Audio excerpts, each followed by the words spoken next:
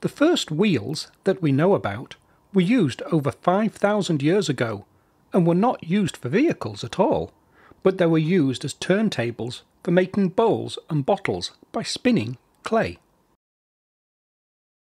It was not until hundreds of years later that someone had the clever idea to use the wheels on their side and add them to a chariot. About 3,000 years ago, the ancient Greeks invented the wheelbarrow. These were expensive tools, but they could pay for themselves in a few days because one person could now work quicker and easier when using one.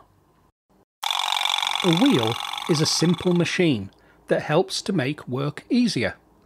It uses two discs or circles of different diameters that share the same centres or axis, or what is known as an axle. Sometimes the wheels may be connected to each other by this axle.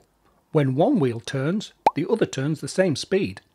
This is good if you want to go in a straight line along a railway track. Look at this picture. Are the lines A and B the same length? The outer wheel has to travel further when a vehicle turns a corner. This was a new problem. By creating a hub and a bearing at the centre of the wheel, a wheel can spin on a fixed axle. Think about the wheels on things that you know. Do they have fixed axles? Your challenge today is to make and test a wheeled vehicle, a ramp racer. You will test your racer using a ramp that is 50 centimetres high. The distance that your racer travels in metres and centimetres from the bottom of the ramp to where it stops will be your score. There's a few things to think about to help you get an even better score. Let's think about the ramp. A long ramp will be nice and smooth, but will your vehicle go fast enough?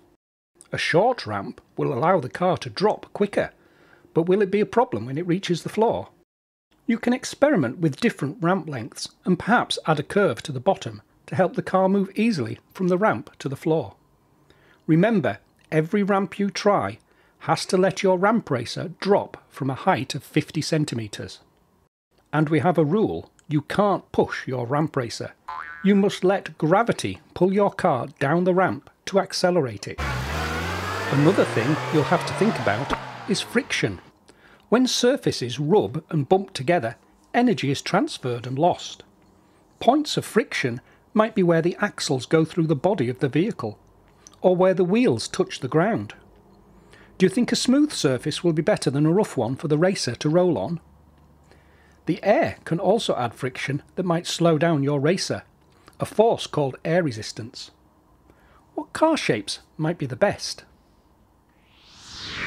You can use whatever you can find in your house to make your ramp racer.